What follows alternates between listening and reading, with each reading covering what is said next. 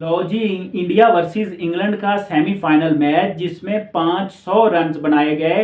तनवीर अहमद भी फाइनली इसमें कूद पड़े हैं। तनवीर अहमद का ये कहना है कि इससे तो बेहतर है कि ट्रॉफी उठाए आईसीसी और इंडिया को पकड़ा दे फाइनल या सेमीफाइनल, या ये सारे रोले वैसे ही छोड़ दे। यानी कि हर बात में, हर चीज में इंडिया को फेवर किया जाता है। तनवीर अहमद का ये कहना है कि जो वानखेड़े बॉम्बे की पिच बनाई गई है ना, ये Indian cricket team, Indian players के कहने पर इस तरह की पाटा विकेट बनाई गई है। यानी कि उनका सीधा सीधा ये कहना है कि इस तरह की बैटिंग विकेट हमने कहीं पर भी नहीं देखी कि एक नॉकआउट मैच खेला जा रहा है, वर्ल्ड कप का सेमीफाइनल खेला जा रहा है और सेमीफाइनल मैच में 253 रन बन जाते हैं। ऐसा तो किसी बाइलैटरल सीरीज में नहीं होता, लेकिन इंडिया ने ऐसा ही भाईजान खेला है जैसे कोई वो बाइलैटरल सीरीज का एक डेड मैच खेल रहे हो, जिससे मतलब वो हार भी जाए तो उन्हें कोई फर्क नहीं पड़ता। इस तरह की कमाल की क्रिकेट इंडिया ने खेली है, इस तरह की बेखौफ क्रिकेट इंडिया ने खेली है। जहां पर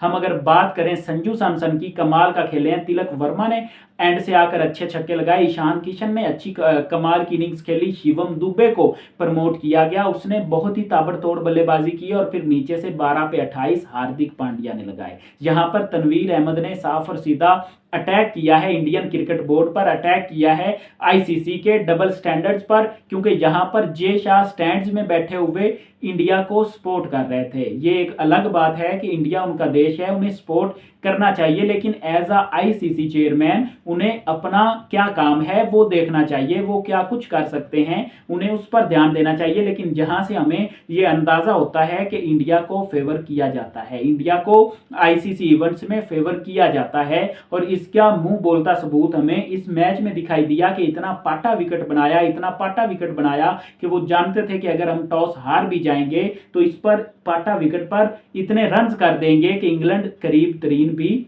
नहीं भटकेगा। तो यहां पर तनवीर अहमद की बात से आप कितना एग्री करते हैं, क्योंकि उन्होंने तो साफ ये बोल दिया कि इंडिया को वैसे ही ट्रॉफी दे देनी चाहिए। वेल, अगर हम इंग्लैंड की भी बात करें तो पिच तो उसी पर इंग्लैंड भी खेला था, तो इंग्लैंड क्यों नहीं 253 कर पाया। इंग्लैंड ने बहुत ही ज्यादा गलतियां की और इंडिया 253 कभी भी ना करता अगर इंग्लैंड अच्छी फील्डिंग करता। यानी कि संजू सैमसन का वो कैच जो हैरी ब्रोक ने अपने हाथों से छोड़ा, एक आसान कैच जो कि 100 में से 99% पकड़ा जाना चाहिए था, 10 में से 10% वो कैच होना चाहिए था, वो कैच छोड़ने वाला नहीं था। और मेरे ख्याल से वहां पर ही इंग्लैंड ने मैच छोड़ दिया। जो वो हैरी ब्रोक ने एक आसान कैच संजू का छोड़ा था, उस टाइम संजू के 10 रन थे, इंडिया के 20 रन थे, लेकिन उसके बाद 89 रन मारे संजू सैमसन ने 42 गेंदों पर। और वही इनिंग्स जो है वो इंडिया को एक ऐसे कंफर्ट जोन में लेकर चली गई कि इंडिया ये मैच किसी भी सूरत हार ही नहीं सकता था। हाँ, इंग्लैंड के जैकब बैथल ने एक ऐसी फाइट की,